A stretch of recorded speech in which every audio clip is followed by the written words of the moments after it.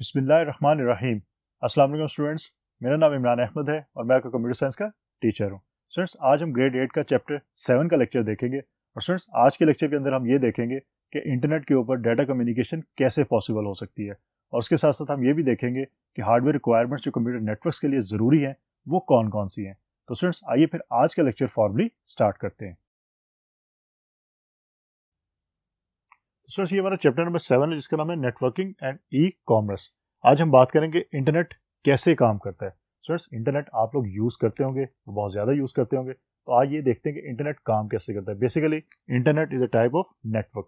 Mean inter network जो है basically, या इंटरनेट जो है वो नेटवर्क ऑफ नेटवर्क्स कहलाता है। तो स्टूडेंट्स, बेसिकली इंटरनेट के ऊपर TCP IP protocol is use to communicate data over internet. हम प्रोटोकॉल एक यूज करते हैं that is called TCP IP. In fact ये दो प्रोटोकॉल्स हैं आपके, एक प्रोटोकॉल है टीसीपी और एक प्रोटोकॉल है आपका आईपी। लेकिन हम इनको ऑल टुगेदर इकट्ठा ही लिखते हैं क्योंकि आपके इंटरनेट के ऊपर ये दोनों प्रोटोकॉल एक साथ यूज होते हैं। और स्टूडेंट, पहले तो ये कॉन्सेप्ट लेते हैं कि प्रोटोकॉल क्या होता है। Protocol, the rules by which data is handled for the network transmission. In fact rules and regulation जो डिफाइन किए जाते हैं डेटा को सेंड और रिसीव करने के लिए नेटवर्क के ऊपर, उसका हम प्रोटोकॉल का नाम देते हैं। स्टूडेंट्स, ये इसी तरह है कि अगर दो पर्सन आपस में बात करें तो उन्होंने भी कोई ना कोई प्रोटोकॉल जो वो सेट किया होता है। अब वो प्रोटोकॉल कौन सा होता है? वो प्रोटोकॉल ये होता है कि उन्होंने लैंग्वेज कौन सी यूज़ करनी है, लैंग्वेज यूज़ करने के साथ साथ उनका टॉपिक क्या है जिस टॉपिक पर वो बात करेंगे, एंड एक्सेट्रा एक्सेट्रा। तो दिस इज अ प्रोटोकॉल्स। इसी तरह आपकी जो सेंडिंग डिवाइस और रिसीविंग डिवाइस नेटवर्क के ऊपर या इंटरनेट के ऊपर होती हैं, वो भी प्रोटोकॉल्स के थ्रू ये काम करती हैं। प्रोटोकॉल्स के अंदर ये डिटेल मौजूद होती है कि काम होगा कैसे। तो वो दो प्रोटोकॉल्स हमारे पास कौन से हैं? टीसीपी और आईपी। इन दोनों के बारे में आपको वन बाय वन बता देता हूँ, लेकिन याद रखिएगा these are very very important protocols कि टीसीपी प्रोटोकॉल क्या है और आईपी प्रोटोकॉल क्या है। दोनों आपके अलग अलग प्रोटोकॉल है, लेकिन इनको हम इकट्ठा ही यूज करते हैं, इसलिए इसको लिखा ऐसे ही जाते हैं टीसीपी/आईपी प्रोटोकॉल। पहली बात है TCP, transmission control protocol. P stands for protocol, T और सी से आपको बनता है ट्रांसमिशन कंट्रोल। मीन इंटरनेट के ऊपर ट्रांसमिशन को कंट्रोल करने वाला जो प्रोटोकॉल है वो टीसीपी प्रोटोकॉल आपका कहलाता है। तो इसी तरह आप इसकी डेफिनेशन जो वो इजीली याद रख सकते हैं। Transmission control protocol by which packets are transmitted over the network. Main इसी के थ्रू आपके जो पैकेट्स हैं वो ट्रांसमिट होते हैं कहाँ पे? आपके इंटरनेट के ऊपर। और फ्रेंड्स, यहाँ पे एक और वर्ड आपको नजर आ रहा है दैट इज कॉल्ड पैकेट्स। कि पैकेट्स क्या चीज होती है इंटरनेट के ऊपर? अब देखिए, इंफॉर्मेशन जिसको हम कहते हैं या जिसको हम डाटा कहते हैं, वो इनफैक्ट होता क्या है? आपको पता है कि आपकी जो डिवाइसेज हैं, मीन आपकी कंप्यूटर्स हैं, या आपके कंप्यूटर्स के साथ साथ आप जो डिवाइसेस दूसरी भी यूज़ करते हैं नेटवर्क के ऊपर, स्विच है, हब है, जिसकी बात हमने प्रीवियस लेक्चर के अंदर की थी। स्टूडेंट्स, ये तमाम डिवाइसेस आपकी इलेक्ट्रॉनिक डिवाइसेस हैं। तो इसके अंदर डाटा आपका जो है वो डिजिटल फॉर्म में, मीन 0 और 1 की फॉर्म में जो ट्रेवल होता है और प्रोसेस होता है। तो स्टूडेंट्स, पैकेट्स के अंदर इंफॉर्मेशन जो होती है वो भी आपकी कन्वर्ट होती है किसके अंदर? आपके 0 और 1 की फॉर्म के अंदर। और 0 और 1 की फॉर्म के अंदर ही आपका जो पैकेट है वो डाटा को लेके जाता है। फॉर एग्जाम्पल, मैं कहता हूँ एक डाटा है दैट इज रूल्स। आपने एक रूल्स का जो है वर्ड वो सेंड करना है, तो ये कन्वर्ट होगा किसके अंदर? 0 और 1 की फॉर्म के अंदर, और फिर ये सेंड होगा। इसको मैं कह सकता हूँ ये एक पैकेट है, तो ये पैकेट सेंड हो रहा है। ये जस्ट एक लॉजिकल कॉन्सेप्ट हम यूज करते हैं पैकेट का। अदरवाइज आपका जो डाटा सेंड हो रहा है वो 0 और 1 की फॉर्म में कंटिन्यूसली सेंड होता है, लेकिन हम अपने समझने के लिए उसको पैकेट्स का नाम दे देंगे। जी इतना पैकेट है और ये पैकेट सेंड हो रहा है, और इसको हम फिर पैकेट स्विचिंग का नाम देते हैं इंटरनेट के ऊपर। क्योंकि इंटरनेट के ऊपर आपके दो तरीके से जो कम्युनिकेशन पॉसिबल है, एक पैकेट स्विचिंग है और एक है सर्किट स्विचिंग।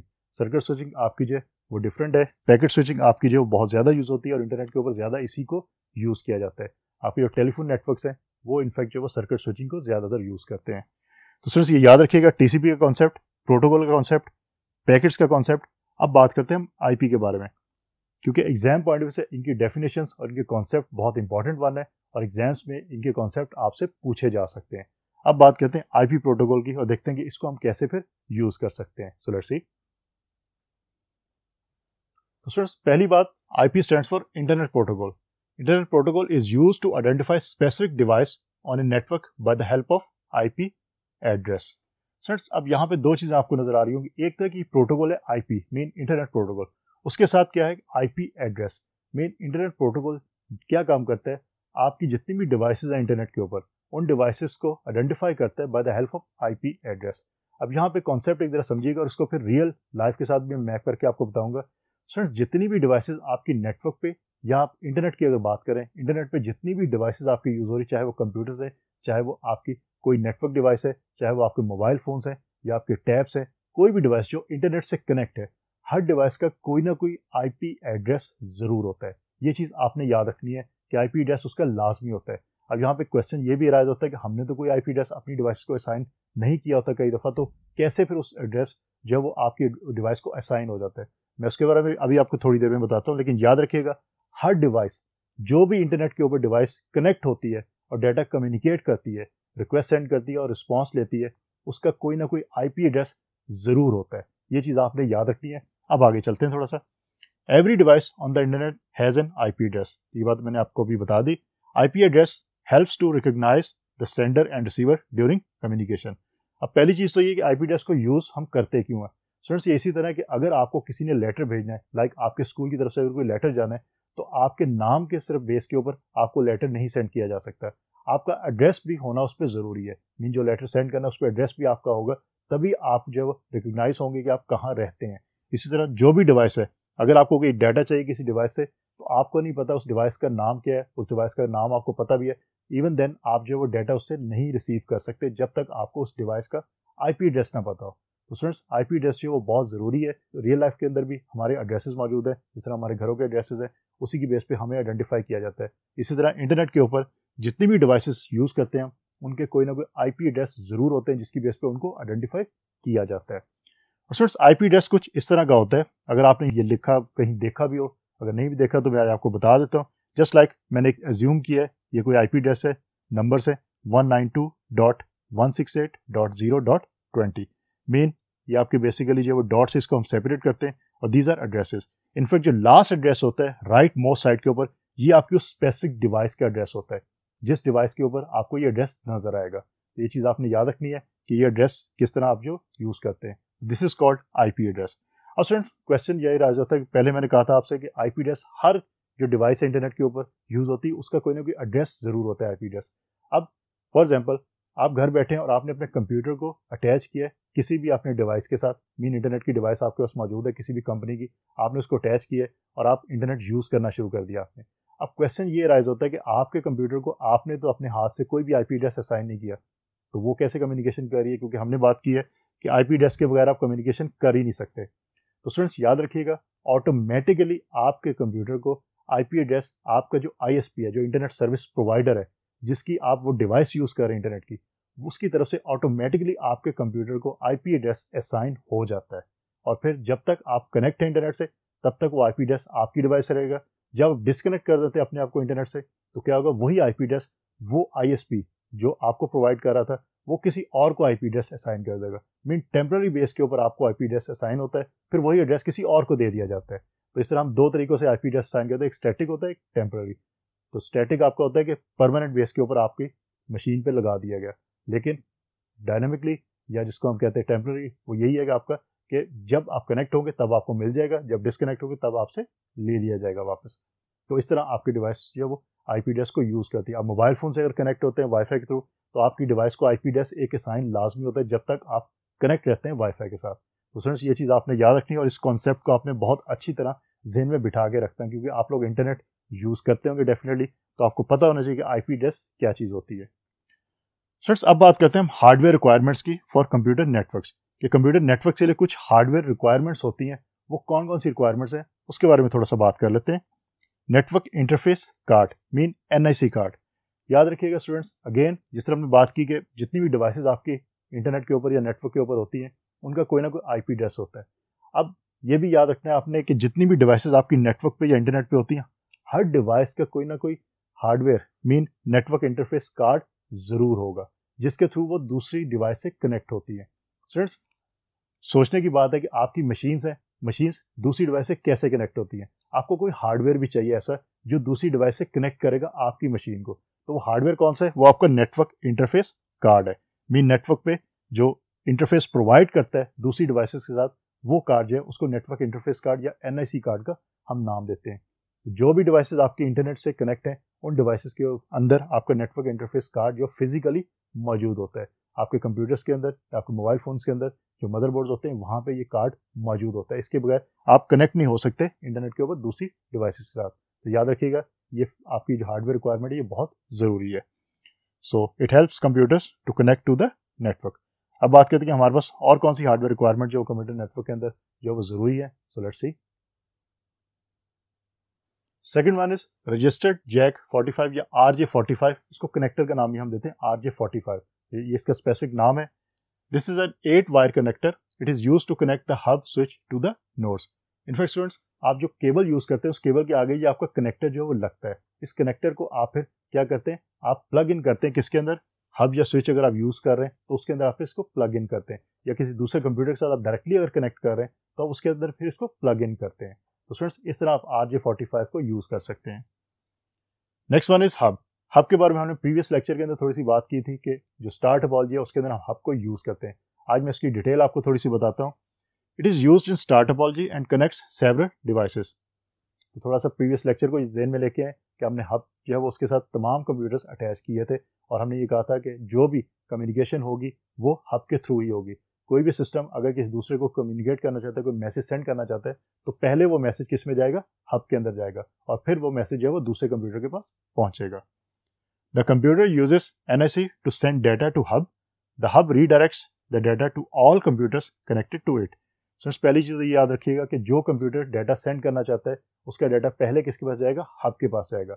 और हब क्या करेगी, हब इनकमिंग मीन जहां से उसने रिसीव किया है उस इंटरफेस की बजाय बाकी जितने सिस्टम अटैच होंगे उसके साथ उन सब के ऊपर ब्रॉडकास्ट कर देगी, मीन सबको सेंड कर देगी वो मैसेज। तो हब के अंदर ये होता है कि सबको मैसेज सेंड कर दिया जाता है।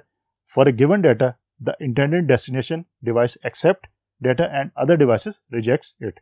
और जिसका वो डाटा होगा वो उसको एक्सेप्ट कर लेगी, बाकी डिवाइसेस उसको रिजेक्ट कर देती हैं। तो इसमें ब्रॉडकास्टिंग जो हब के थ्रू होती है। उसमें यहाँ पे क्वेश्चन ये भी राइज होता है कि हम क्यों ब्रॉडकास्टिंग करते हैं, हम सम सिस्टम को क्यों सेंड करते हैं, हम स्पेसिफिक उसी सिस्टम को सेंड क्यों नहीं करते जिस सिस्टम ने वो रिसीव करना था। तो याद रखिएगा आपके हब जो है वो ये काम नहीं कर सकती। ये काम आपको कौन कर सकते हैं, ये काम आपको स्विच कर सकते हैं। That's why switch is called intelligent hub. Switch को हम इंटेलिजेंट हब का नाम भी देते हैं। Switch is capable of checking the source and destination MAC address. अब यहाँ पे एक और चीज याद रखिएगा और कंफ्यूज इसको मत कीजिएगा IP एड्रेस के साथ। IP address something else, this is MAC address. MAC is media access control address, इसको हम फिजिकल एड्रेस का भी नाम देते हैं। स्टूडेंट्स आपके जो फिजिकल एड्रेस होता है ये आपका जो NIC कार्ड होता है ये उसका एड्रेस होता है, उसके ऊपर लिखा होता है ये एड्रेस, मीन ये आपका फिजिकल बर्न इन होता है, उसके ऊपर ये एड्रेस लिखा होता है और ये आपकी डिवाइस का यूनिक होता है। पूरी दुनिया के अंदर जितने भी कंप्यूटर्स मौजूद हैं आपके कंप्यूटर के NIC कार्ड का जो मैक एड्रेस होगा वो किसी और का नहीं होगा। ये चीज़ आपने याद रखनी है कि मैक एड्रेस जो है वो आपके NIC कार्ड का एड्रेस होता है। और आप जो IP एड्रेस की बात करते हैं वो इनफैक्ट NIC कार्ड का एड्रेस नहीं होता, वो आपके कंप्यूटर का एड्रेस होता है या सिस्टम का एड्रेस होता है।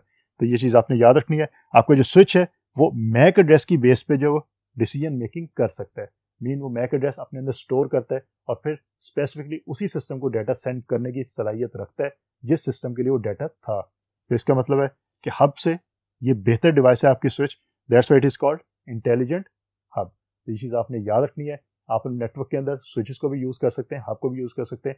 अगर स्टूडेंट्स आपने अपने कंप्यूटर लैब देखे हो स्कूल के अंदर तो वहाँ पे आप देख सकते हैं कि मोस्ट प्रॉब्ली आपकी लैब के अंदर स्विच यूज़ हो रहे होंगे।